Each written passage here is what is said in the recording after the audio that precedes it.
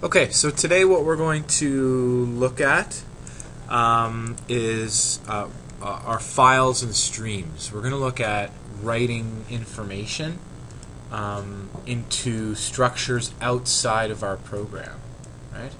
So up until now, the programs that we've been writing have comprised only of temporary storage, right? As soon as you close down your program, any information that you stored is wiped out, right? Just like your bank, when you made your bank account, if you withdrew some money but then closed the bank program, because everything was stored in variables, then the next time you open up the bank program, everything is back to the original way, right?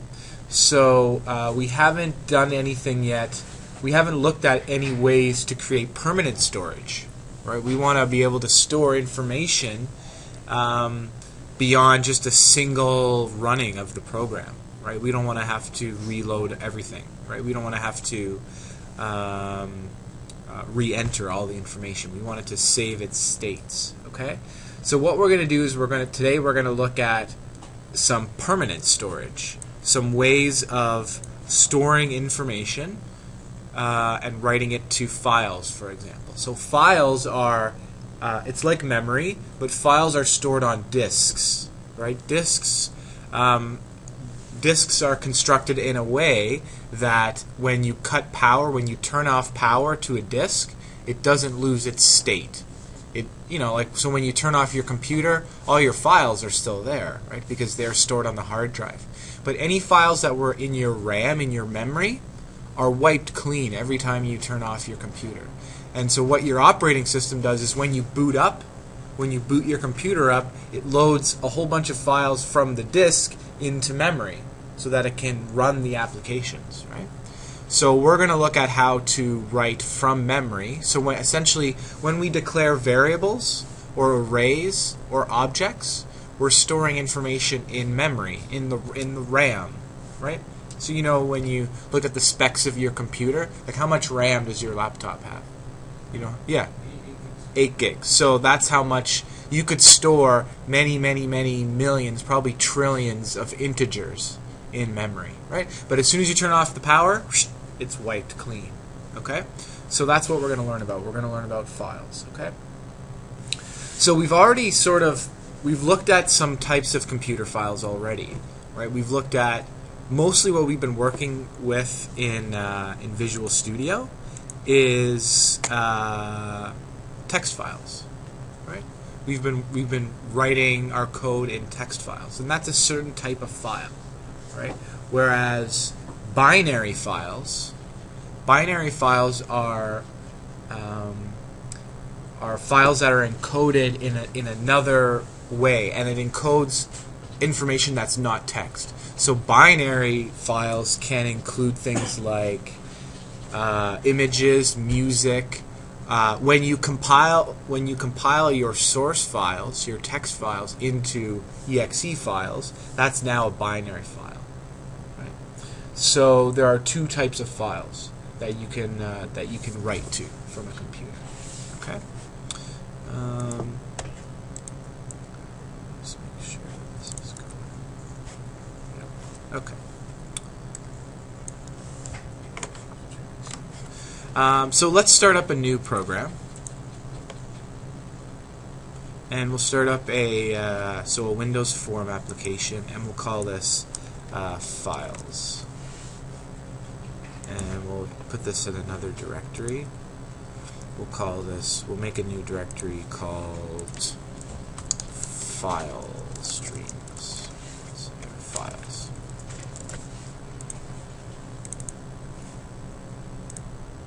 Okay.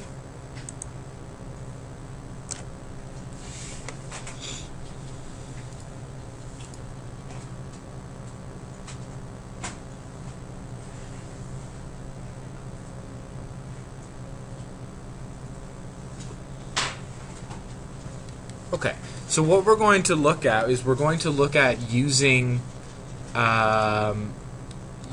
the file class and the directory class. So these are classes provided to you by C# that help you find files, manipulate files, get information from files, read and write directories, create directories, right? Things like that. Move files around. So what we need is, as per usual, we'll need a little button to sort of initiate our program, and we'll call our button, we'll call it start. Let's see. And then we'll probably end up needing a text box of some kind. So let's get a text box in here, and we'll make it multi-line.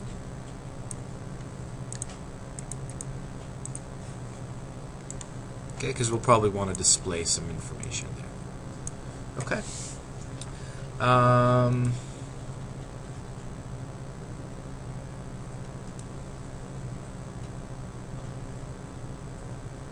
Okay, so remember the characteristics of a file. A file will occupy some space on a disk somewhere, just like information in memory. It's going to take up physical space.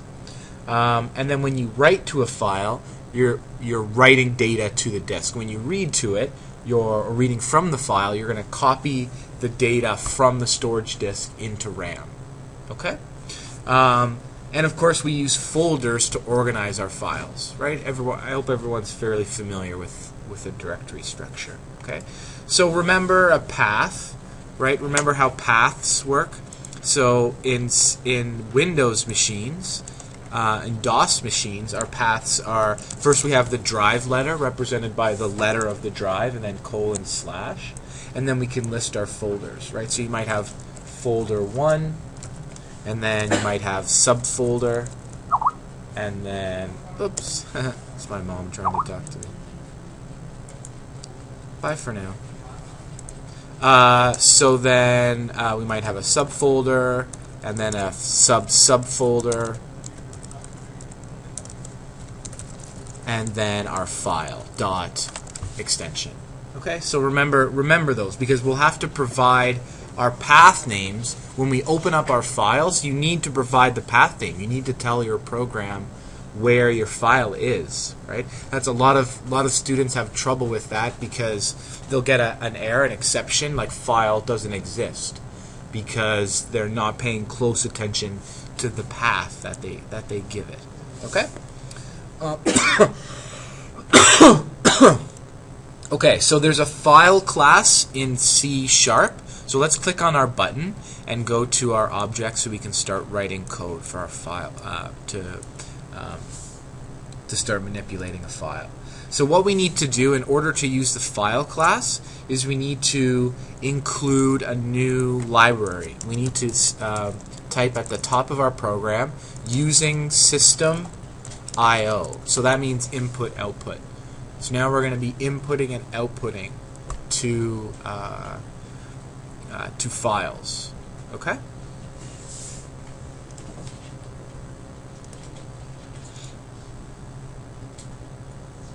So there are many static methods for the class, for the file class. So remember we looked at objects last week. What's a static method? How is a static method different than a regular object method? Remember? Or how about a static variable? How is a static variable different than a regular variable?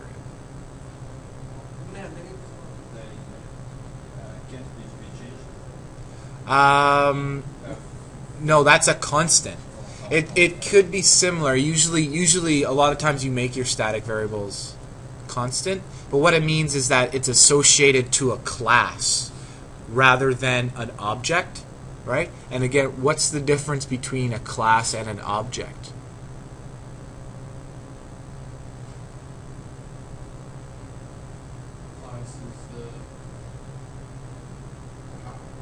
Yes. Exactly. So a static method you can call from the class. You don't need to make an object to call the method. So that's what we can do. So for example, we could say file. So this is our class, file, and then we get access to all of these methods. So we could say create, and this will create a file. So we would pass it a string, a file name, and then that would create a file for us. Okay, or we could do create text, and that'll create a text file for us.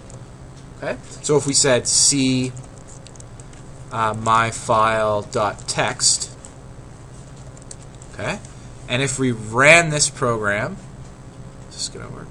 Unrecognized escape sequence. Let's see, I think we need to do, what are we going to do? This way? Will this work?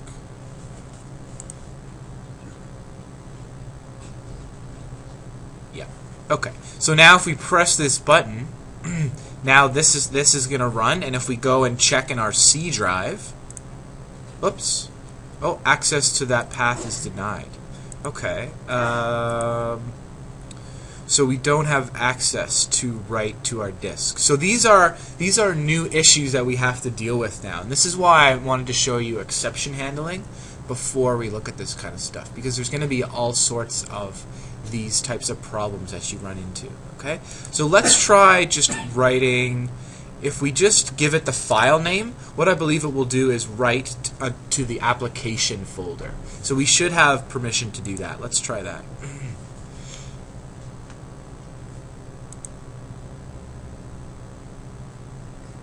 Work? Okay, now let's try and find our application folder. So we put it in teaching, programming 1, files. Should be in our bin.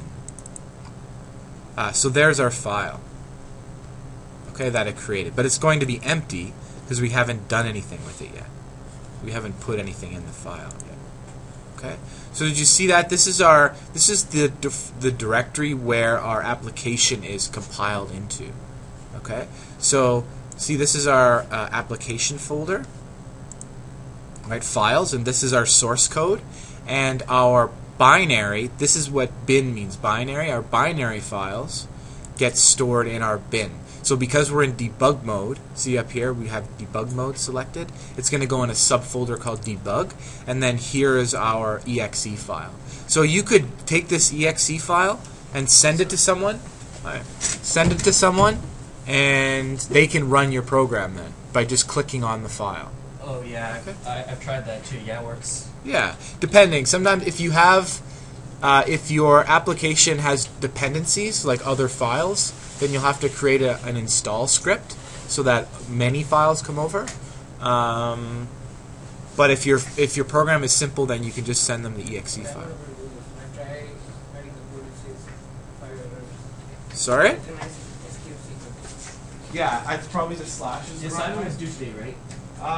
Yeah, I think so. Yeah, I already handed it. Good. Okay, great. Dropped off. Did you drop it off too? Drop the assignment off. But it won't write to C because it won't have permission. Drop off. But yeah, the slash needs to be the other way. But what you need to do is is take away the drive, and so what it will do is it will write the file into the application folder. What if I want it in C drive again? Well, what you have to do, I think we'd have to run the. I'd have to look into it, but I think it has to do with permissions, obviously, but I think we'd have to run our application as an administrator. So if we go here, if we do this, let's try this. If I switch it back to C, okay, and I compile it, okay, so if I run it, it's going to give me this, an error, okay, so unauthorized access. It doesn't want me to do that. So, let me see. Let me try my other drive. Maybe just the C drive. Let me try the E drive.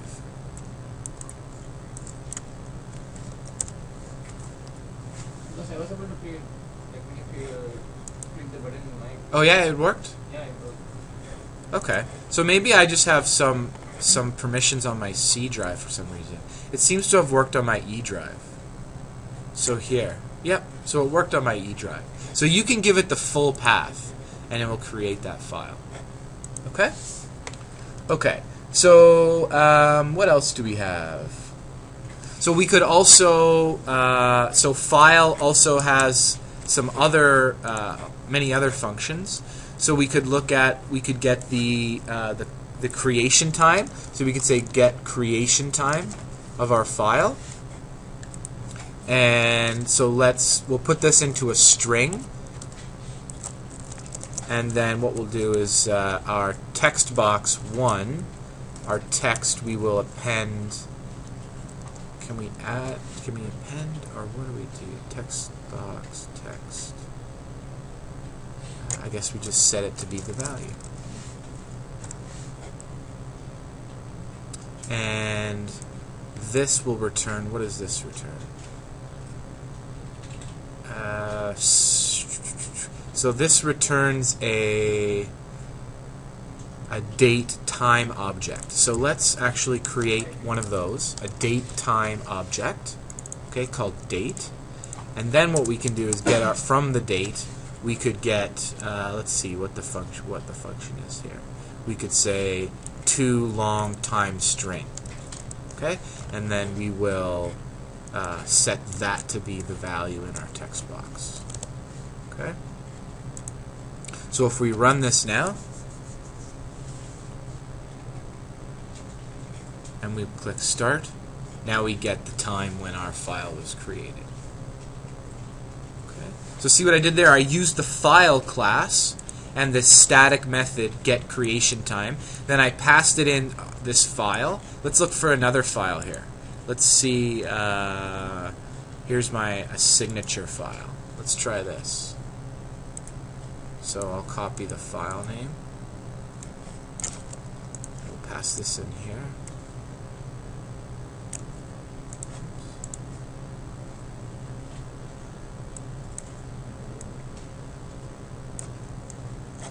Okay, let's try it. And there we go. It tells us the time. Different time. Okay? It says name does date doesn't exist. Oh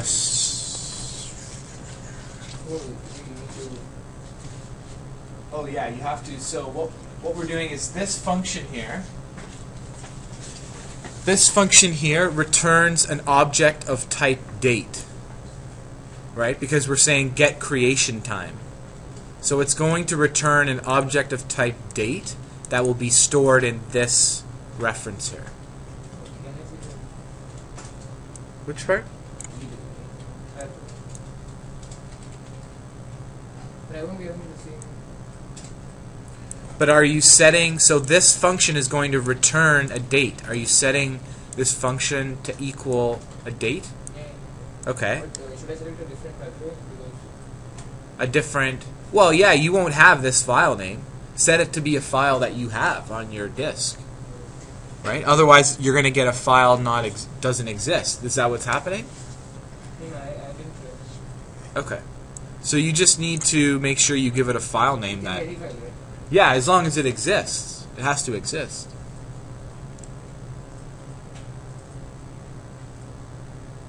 Does that be like, you have to write the exact directory if it's in the same directory? If it's in the same directory as the application, you don't have to write it. But if it's in a separate folder, then you have to give it either the relative directories or the absolute path.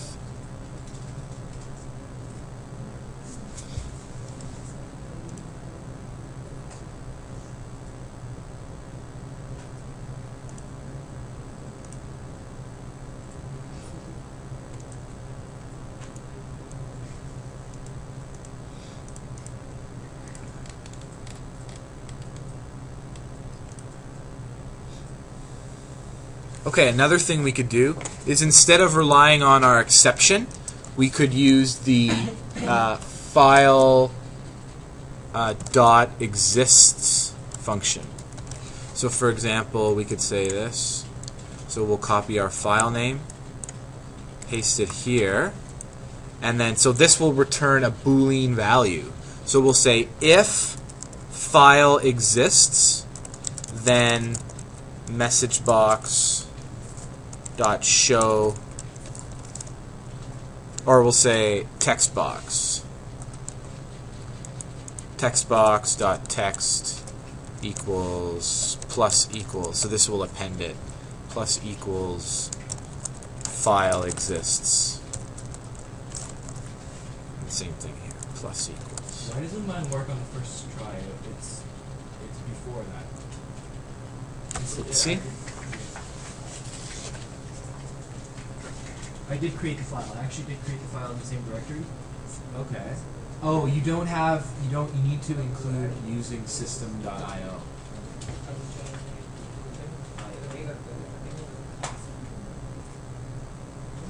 And that needs to be capped.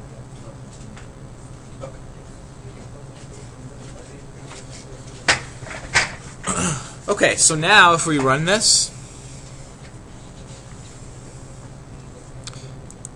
so it says file exists. But now if I let's change the file name to something else, to something that doesn't exist.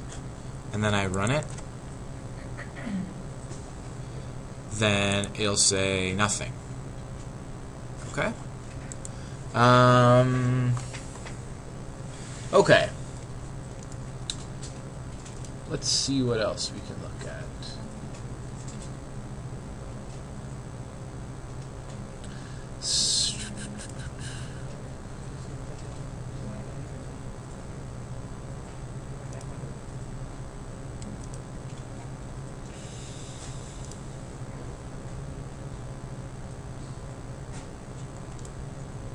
So what I want to look at now is how to read and write from a file. Yep. Sorry?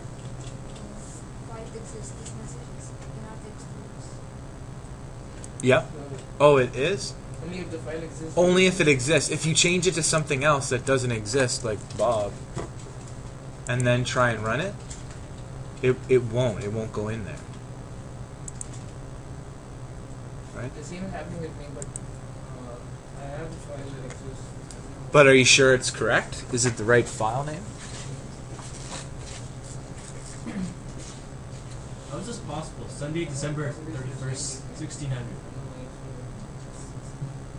How is this possible? Are you sure that exists? Show me.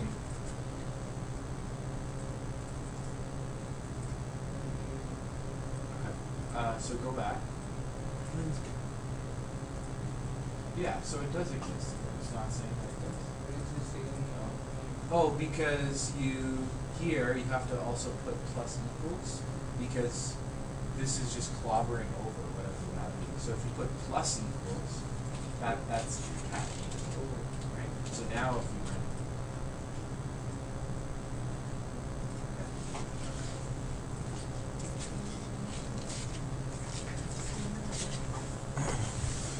So let's look at how to write a file. Okay. So the first thing that we need to do is we need to create a file stream. It's not working actually. It's actually not working. Yours isn't working? Okay. Let me see.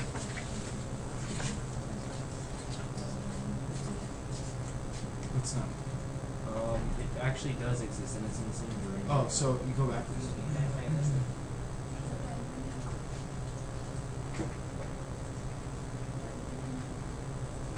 Is this in your?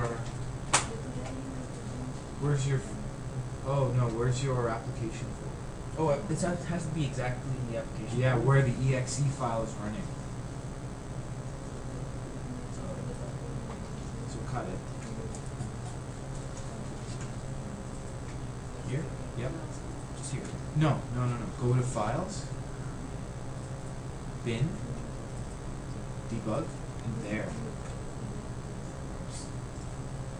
I have to restart. Yeah, but you have to paste it in there. I'll just Unless create you a give new it one. the I'll full just create a new path. one.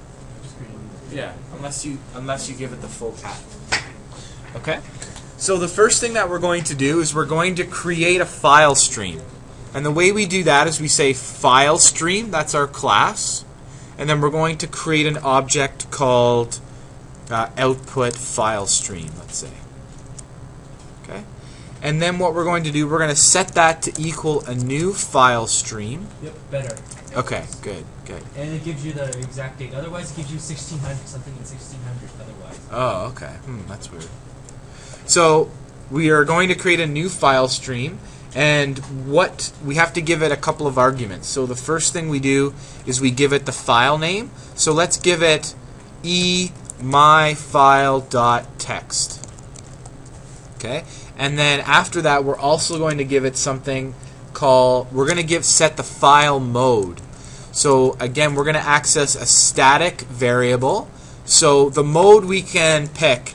So this is the rules it will follow when you try and create the file. So if it exists, it will append data, or this is create a new file if it doesn't already exist. If the file already exists, it will be overwritten. Okay, this is create a new one. So you need write permissions to do this one. That was what we were seeing with the last when we were trying to write to the C drive. This is just open. This is open or create. So this will fail if it doesn't already exist. Okay, and then so this will it'll truncate it so that its size is 0 bytes when the file is opened. Okay. Okay, so what we're going to use the create file mode. Okay. And then we're also going to give it file access. So what kind of access to the file are we going to give it? So we're going to give it write access only. Okay. So does everyone have that? Let me make this a little more visible.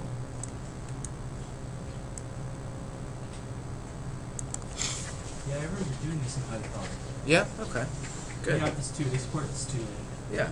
Similar. Most languages but I will. forgot. What's the point of using file writing like by a program instead of actually by hand? Well, sometimes. What if you were writing a huge database with millions of entries? Yeah. Right? You want to use a loop. loops. You want to use a loop to do that. Not your hands.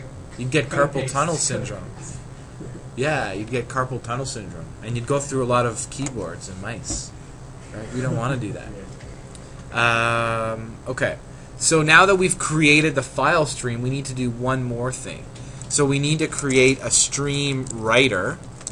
Okay, that's the class, and we're going to call it writer. That's the object, and then we're going to set it to equal a new stream writer, and we're going to pass in the output stream we just created.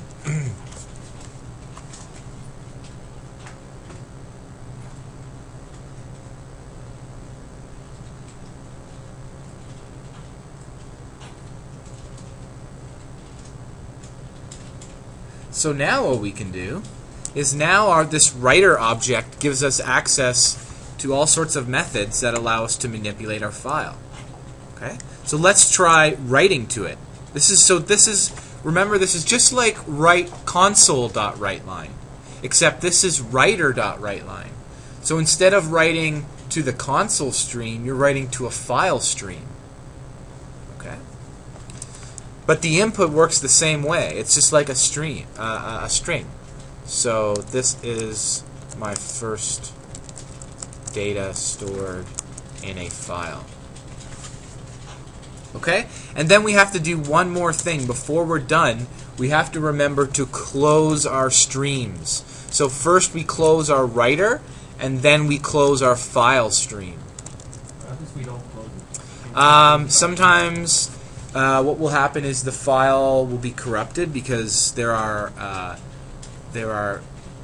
like writing procedures you have to do to close up a file. So it's you may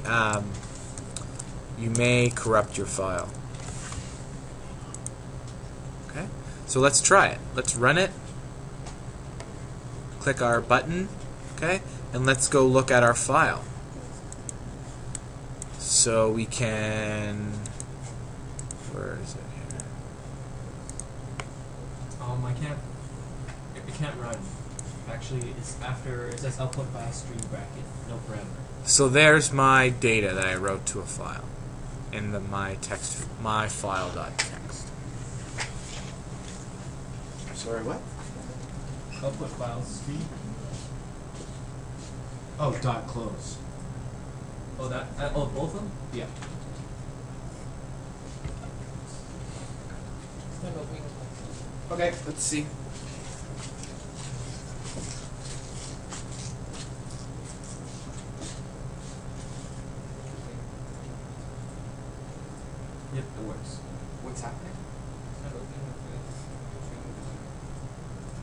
that's fine. It did. But so go to that file and open it up in a text reader. Text file. Yeah. Open it in. Exit. Yeah. Just right click and open it with Notepad. There you go. Okay. Yep. Sure. Directory not found. Yeah. So that means, you don't have an E drive. You have. You could probably try right into the C drive. H drive? Does H drive work? Yeah, you could try H drive too. I don't really want to get to there, so that's why I just use simple. I just keep it in the Z. So now open up the file in a text reader, text file reader. So where you stored it to? So you stored it in H my file. So go to H drive. There you go. So open it in. So right click on it and open. Shouldn't it be TXT? Doesn't matter. Go to edit. There you go. Yeah, it works. Same error works for me too. So now let's try this. Let's create a big file. Okay, let's do this. Let's write. So we'll do a write line, and let's do a for loop. So we'll say int I equals 0, while I is less than 10,000. I plus plus. So now we're going to write 10,000 lines to a file in the blink of an eye. Okay? Although it's going to be a little bit slower because disks are slower than memory. But so now if I go, I click start. So I wanted to do it that fast. There we go. Look at that. We have a big file now. And did it really pretty quickly. Okay? And we could even, let's put, instead of saying stored in a file, let's add I there.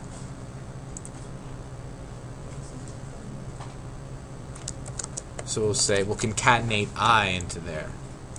So we have to say, or that should work.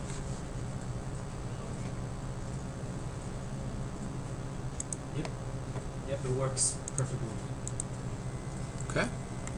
So now we have a file with 10,000 lines. And now let's try it at 100,000.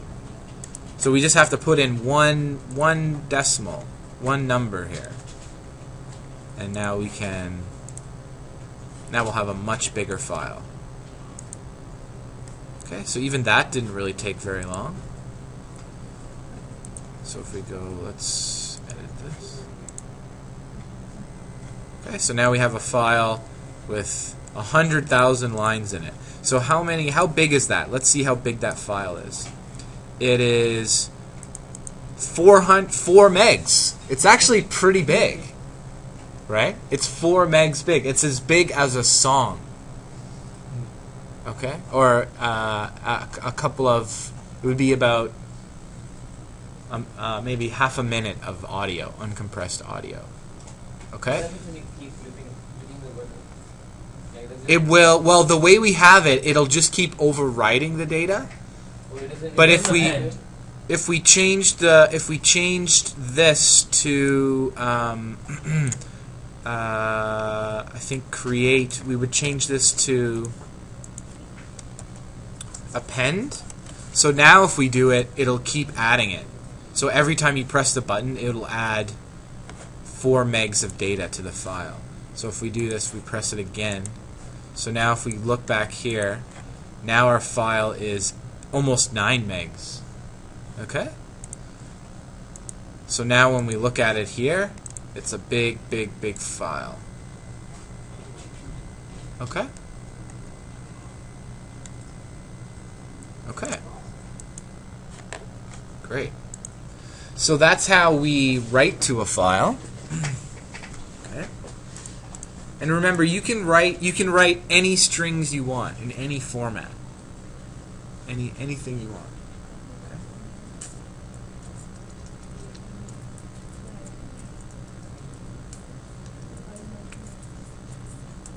One thing you could do is let's try. So you can create a tab delimited file very easily that then you could open up in Excel.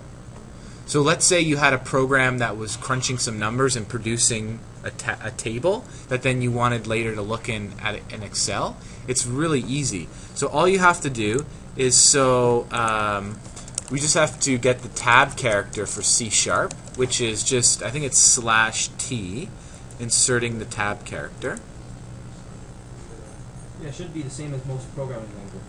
Really. Yep. So it's /t. Okay. So if we go back here and say, so now let's put in /t. Okay. We'll create a double loop. So we'll say for int j equals 0 while j is less than 100, and we'll make this 100 as well.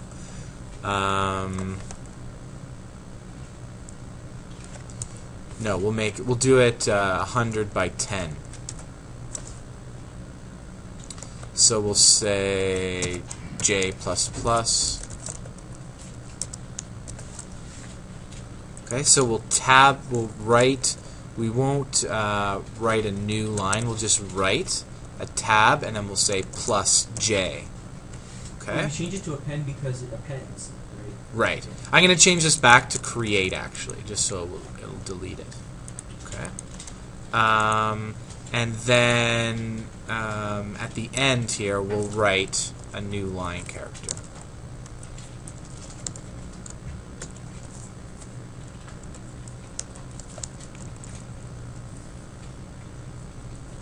Okay. So let's see what that looks like. Let's run that. Okay, so now my file has been edited. So let's take a look at it in Notepad.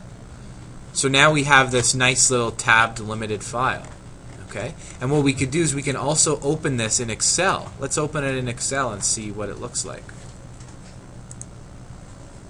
I think we might have to import it. So if we go over here, and so now look at that. We have a nice little Excel file. Okay. And we generated that using our C# programming. Okay, so let me bring up the code again. So see, for every j, I just created a tab. So what I'll do now is let's do this. Let's multiply. We'll multiply by a random number. Math dot. Let's see, is it random? No, it's just random. Is it just random? Yeah, I just googled it up and it got in 2 minutes. Random. Okay, and then. Yeah, random dot something. Next int. Next int? Or next. No, that doesn't seem available. Let's just. Actually next. C# random number. How to generate a random. Oh yeah, we have to create a new object. Are you logged in on that? What's that? On Stack? No, I don't have an account. I don't. Really? Yeah, no. I don't really contribute. Random, and then we'll say next double. Okay, so that's just going to randomize all the values. So let's try it again. Let's run it.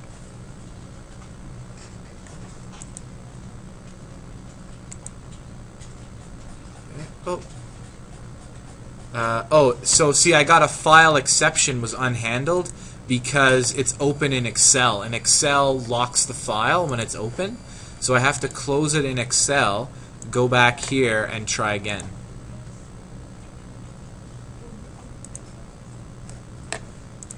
So now if I go back here, now I'm going to have a nice little, so let's open with, where's Excel? Can I see the code quickly? Sure. So here's our little randomly generated table. Okay, and now it's formatted nicely because it's in we've tab delimited, right? Each number is separated by a tab character, and Excel is able to read that. So here's the code again.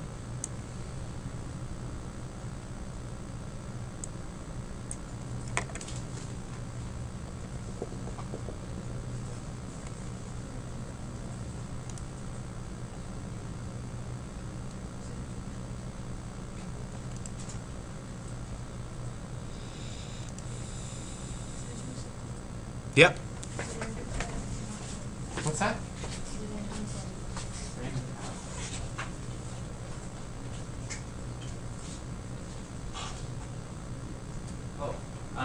So see what I did? See above, below my stream writer? I created a new object.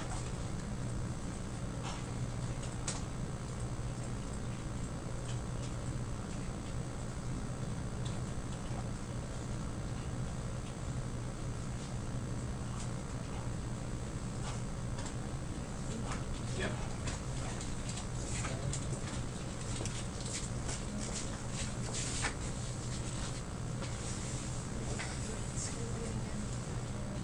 An exception? What's the exception?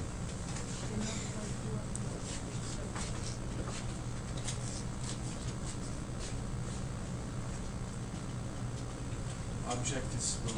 Okay. So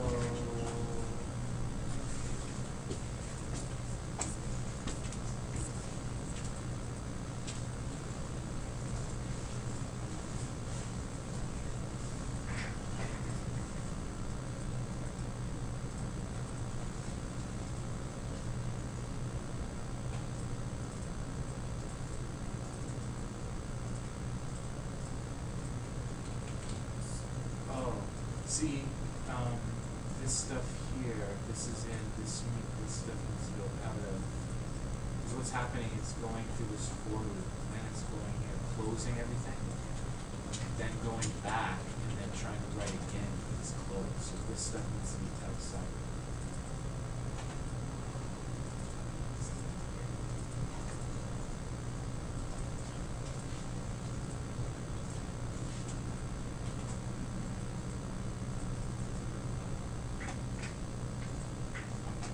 How did yours?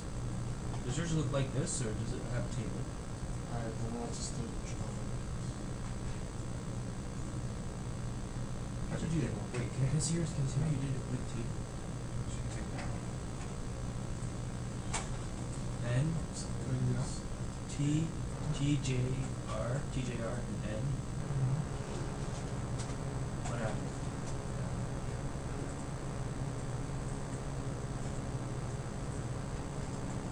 I think it's going to So switch. you use like that. So which means the return everything. Like all the things transfer myself.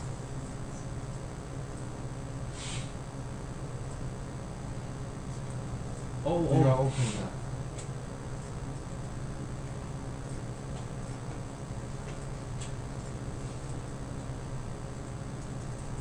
Okay, yeah, it's a table. So yeah, change that to create. So then it should be right. There it is.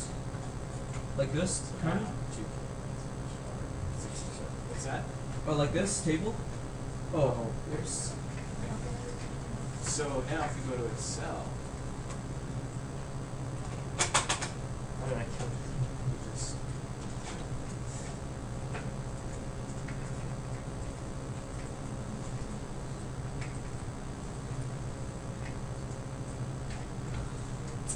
okay. So what you want to do now is we want to create a new line. So this part actually should be up in here. See how, so the inside loop writes the row, and then the outside loop controls the, or no, sorry, the inside loop writes the columns, and the outside writes each row. Okay, so then we'll add a new row. Oh wait. So this needs to be here. So we have to close Excel because Excel puts a lock on the file. So run it. This is like T. Tab. tab. I Oh, think. Oh yeah, tab. Yeah, yeah, tab.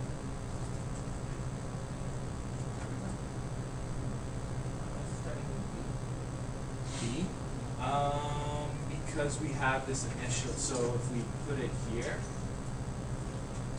because we have the first tab. So if it's actually, if we put it here after the number,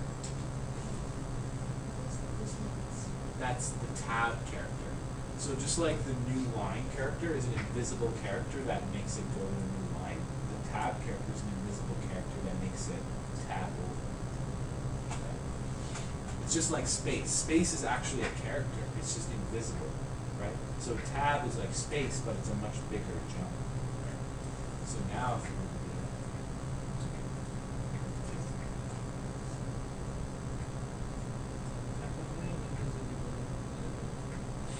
Oh, it'll handle hundreds of thousands. But it'll handle any number. It just, it'll take a while to open. Oops.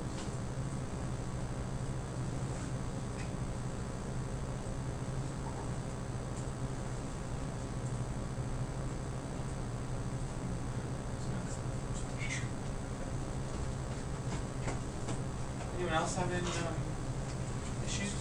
Check mine. It's good, right? Sure. Yep. Cool.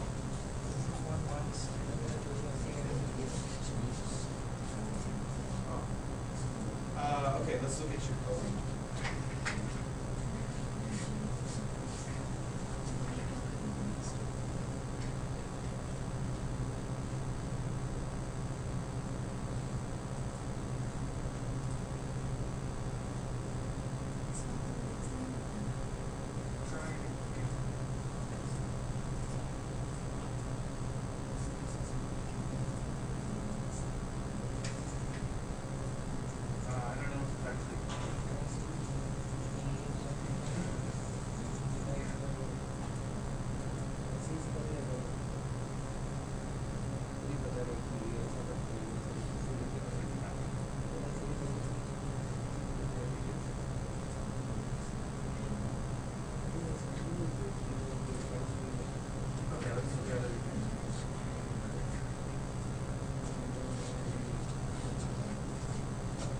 Oh, because this is his right line. Pick up the line.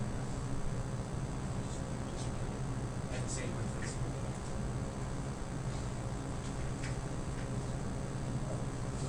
Yep. I didn't understand what the file stream is.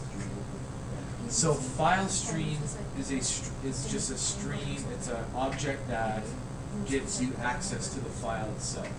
So And then you create a new file. It depends. It depends. So what you've done, if the file already exists, Yeah. it'll try and open it. Okay. And then it will, if you have it file mode set to create, it will overwrite the file. Alright. If you have it set to file mode .append, it'll add to the end of the file. Right? You can change it, whatever you Yeah. want. So the file stream is open. That just gets the raw data. Oh. Then that information, the raw data, is passed to your stream writer. Or actually, it's the other way around. So your stream writer takes in text, string information, and then converts it into the raw bits that are then sent to your file stream, and that's written to the file.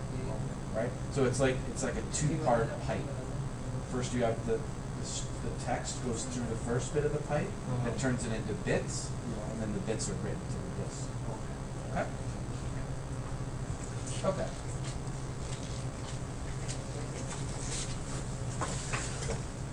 So,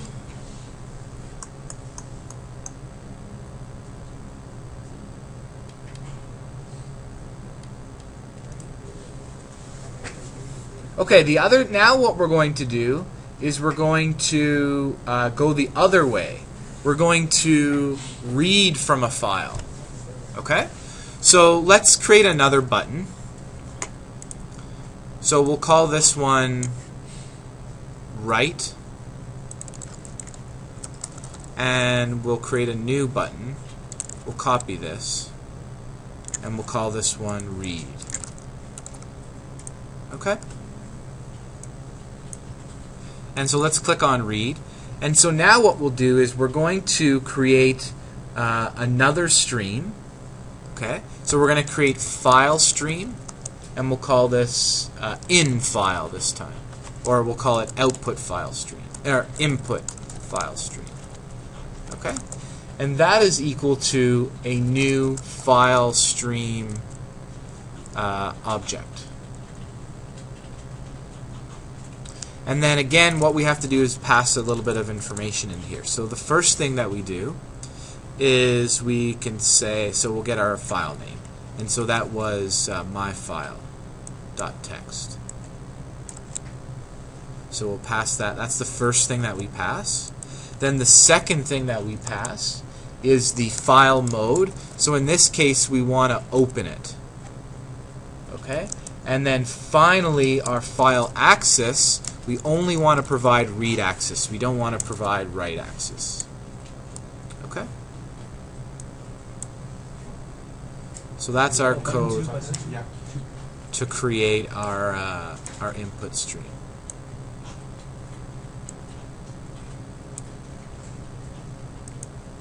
Okay.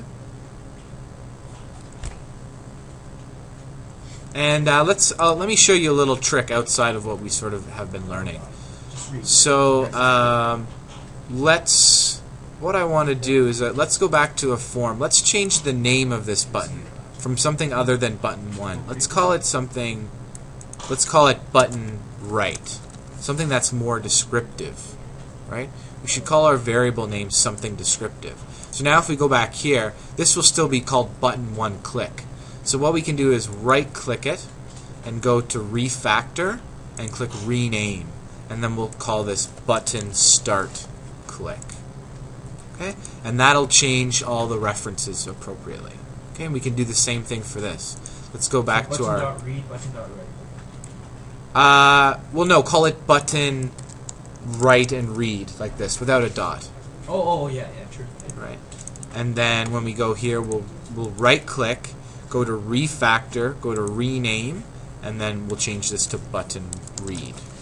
Okay? And now it's a little more clear, right? Oh, this is the button read click handler. Okay, it's clear what that does. You have to actually do, or what if you could just manually type it out? Well, then you'd have to, there's a few references to this function throughout your program, so you'd have to do it in a couple of places. But if you do what I showed you, it automatically changes it everywhere. How do you do that again? Right click? So right click and go to refactor and rename. You can do that for all variables. Oh,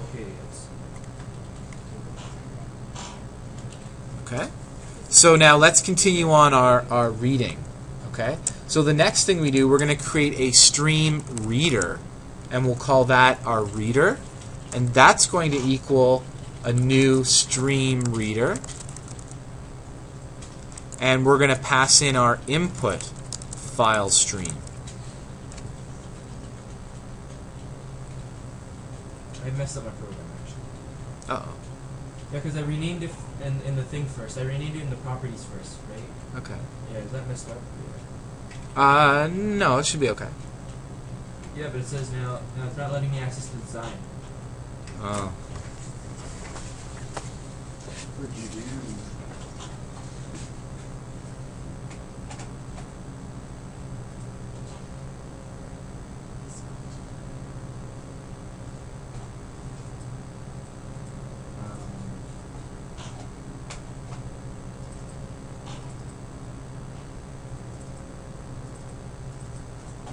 Or I guess I didn't do that.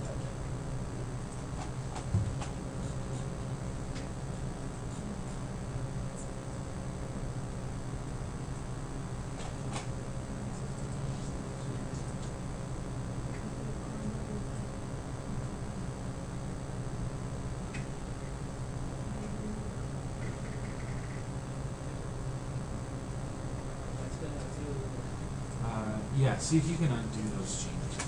Yeah, I hate it when they give you those, when they turn into those. Okay. So we're going to continue with our reading. Okay. So then what we do is we can now read lines from our file. Just like we could, remember when we did console.readline and we read a line from the console? Now we're going to read a line from our reader. So we could say reader.readline. How did you rename it? Did you rename it in the refractor or in the properties? The name of the button I renamed in the properties. Really? So I renamed the properties first or refractor first? Rename the... It doesn't matter. Because I did the properties first and they're not working.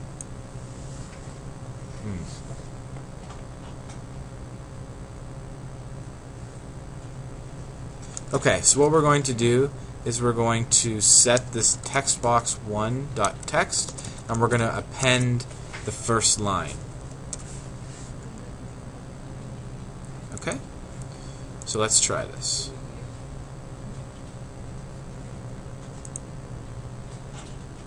Oh, did we...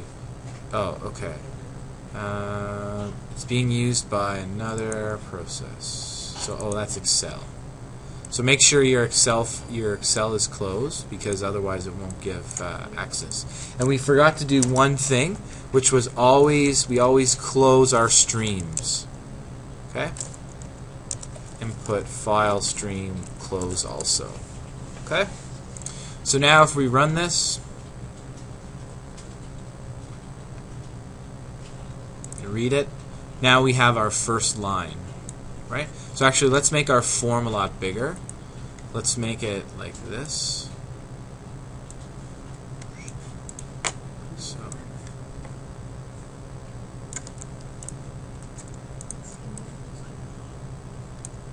Okay.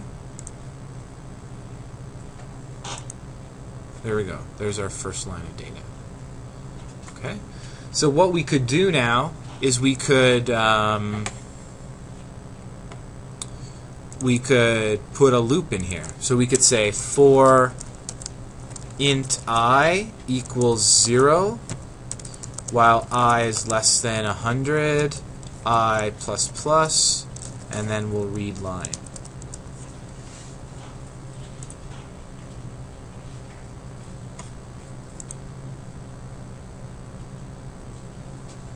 And there we get our lines written. Okay, so I'll give you a minute to do that.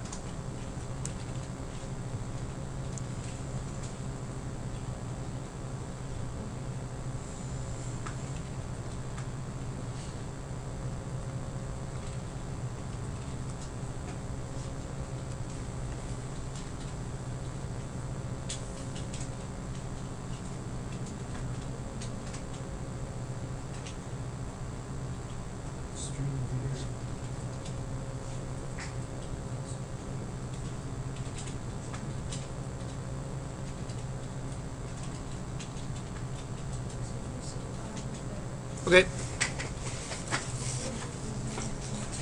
What? What's it say?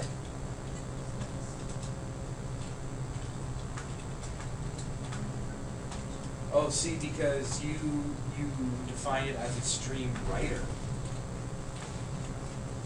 It needs to be a stream reader.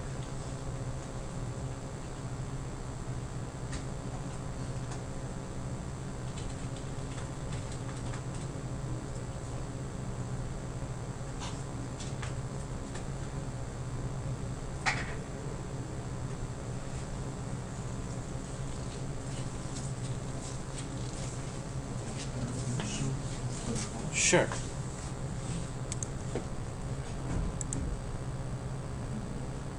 Why does it barely read any lines? It only reads like, I don't know, a few. It's supposed to be 100, right? Oh, you know what it's doing? I just think it's running the text box. Oh, it just does one? Oh, let me see. Okay, go back to your code. Oh yeah, have it plus. Okay.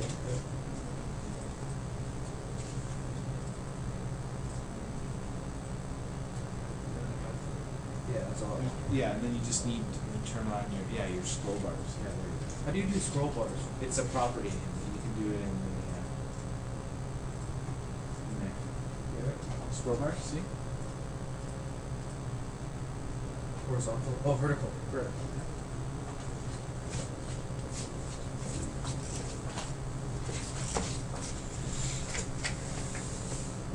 How about resizers, like resizing? When you maximize a window, resizing a text box. Does that have that too? Yes, you could do that. Yeah. You just have to, on the form resize event, you have to overload that. But I could show you that in the lab, maybe. So all we're doing today is just, just this. Yeah, I think I'm going to have one more thing for you guys to do, and then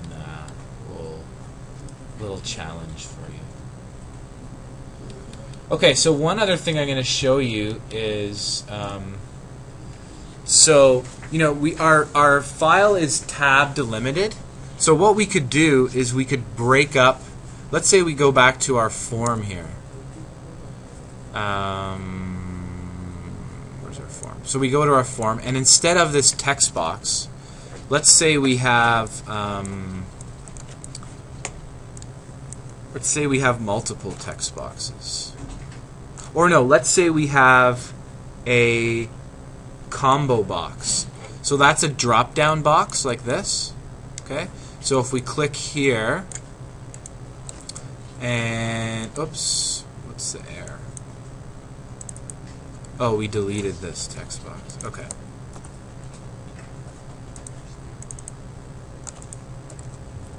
Does Android development tools work with C# too? No, you have to do Java. You would do Java. Although you could do, there are ways to do it, but not natively. So this is going to be a drop-down menu. Okay. Where'd you do it? So I just put in a drop-down menu anywhere in the form. It doesn't really matter. Okay. This one? Combo box? Yep. So what we want to do is we want to add individual items, each one of those items, excuse me, into the combo box. Okay. So what we have to do is, okay, hang on here.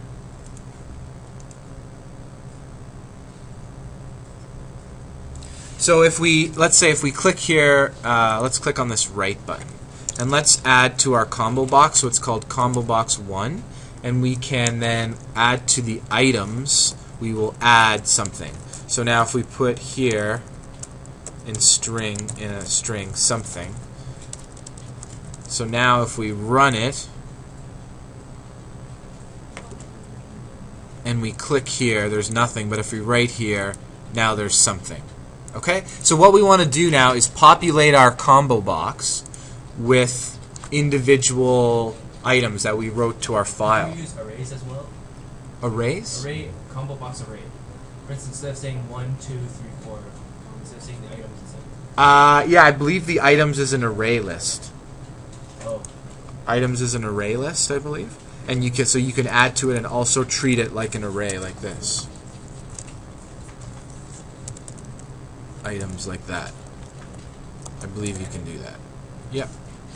Okay. So what we're going to do now is when we read our file, we're going to, so first we're going to get a string. We'll call it line. Okay, and line will. Sorry? I couldn't add something to the cursor. You couldn't add to it?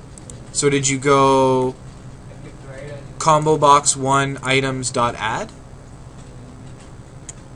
1 or 0? yeah, I did. Yeah? Let me see.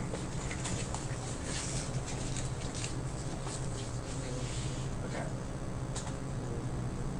Okay. I don't know why it didn't work last time. Okay. Okay, so now what we're going to do is, so we'll set the line to equal whatever we read from the reader. Okay? And then what we're going to do is we're going to use so what we'll set the delim character in this function. We'll set it to be a char. We'll call it delim, and we'll make it equal our tab character. Okay? So now what we're going to do is we're going to say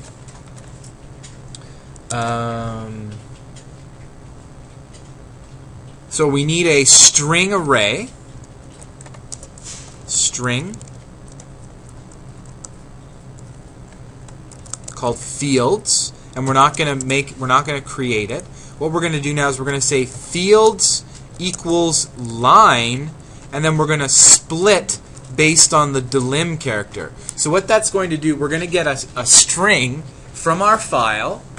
What does delim mean? Delim is the character that we're using to split up our values, the delimiter. So it's just a short form.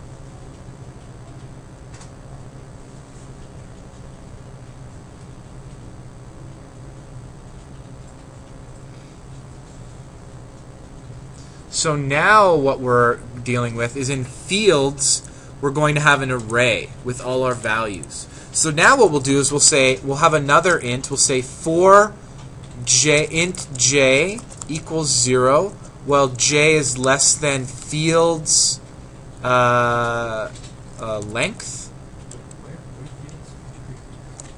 field's length, and j plus plus.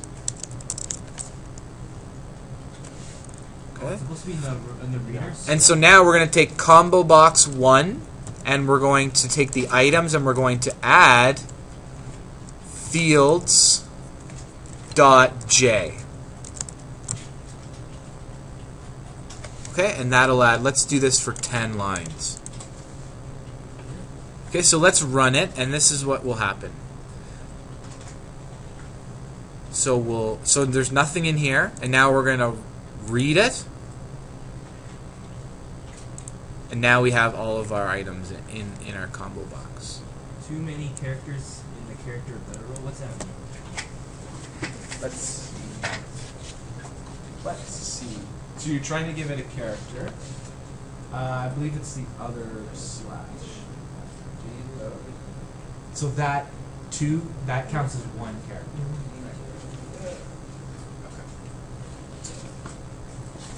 So did you guys get it?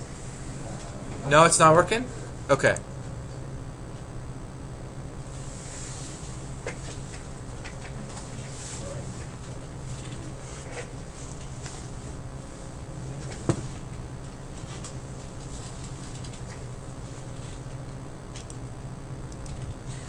Oh, we create a nested loop. Yep.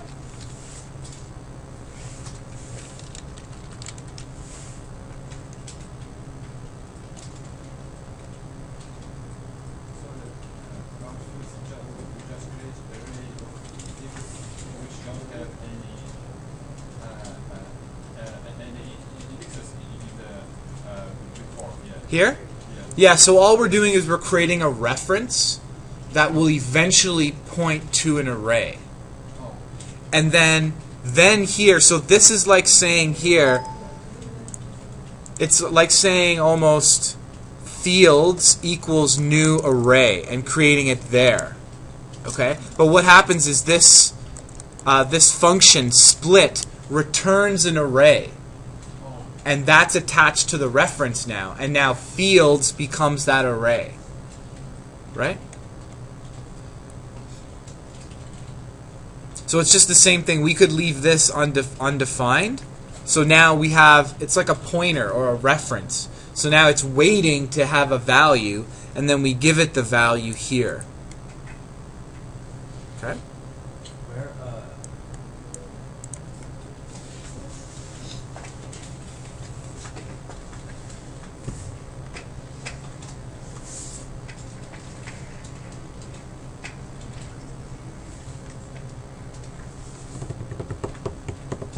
Is yours working?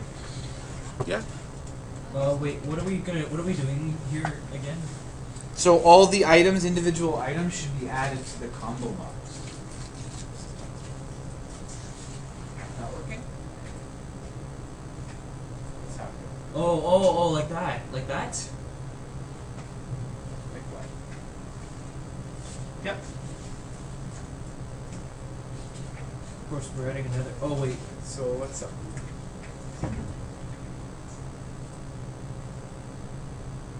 So stop it right where you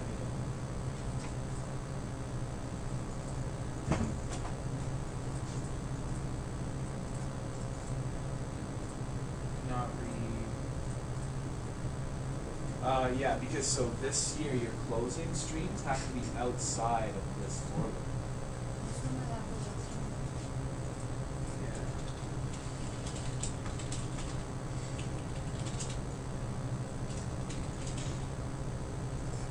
Oh, so you have to stop it and run.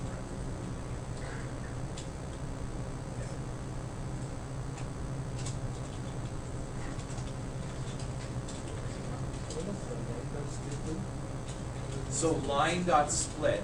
So reader read line first reads a line. So it takes up the line off the top, all of this, and then makes it equal to a string. So a string is equal to that.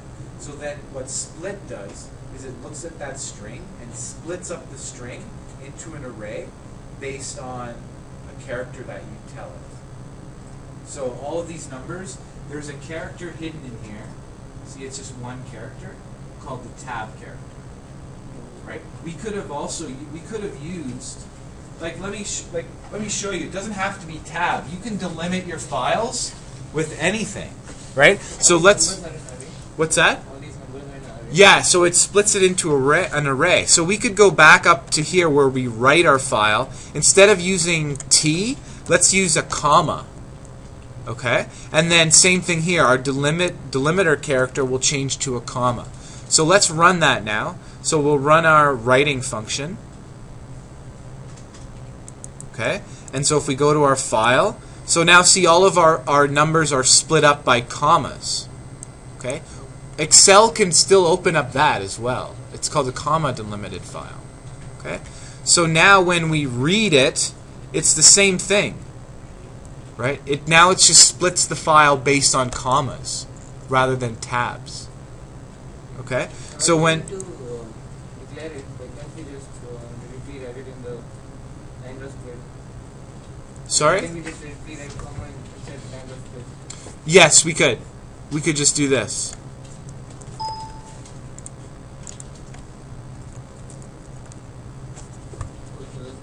There's no, you don't have to do this. It's just a little neater, a little easier to read. Okay? Okay. So any questions about reading and writing to files? No? Fields is the array, right? What? Fields is the array, right? Fields is the array. Yes. So we take a string and then it becomes an array. Right? All those numbers from the string are parsed out and each number is put into an array. Okay? Okay. So here's what I want to do. I'm going to pose a little challenge for you guys. Okay? I'm going to break you up into two teams. Okay? Team right side of the room and team left side of the room. Okay? So what I'm going to do, I'm going to give you guys, I'm going to pose a computer science challenge to you guys, an algorithm. Okay? And then together as a team, you can work together, and the first team to get the correct solution that works, I'll give you 1% bonus on the final test. Okay? Just to give you some little incentive. Okay? Okay, so it won't be too hard. You'll be using the tools, some of the tools that we've been utilizing, but I want you guys to try and think back to some of the things we've been working with. Okay? So let me just close this off. Yep. Sure. I didn't totally understand what the chart and streamline and streamwriter also works here. Okay, one second.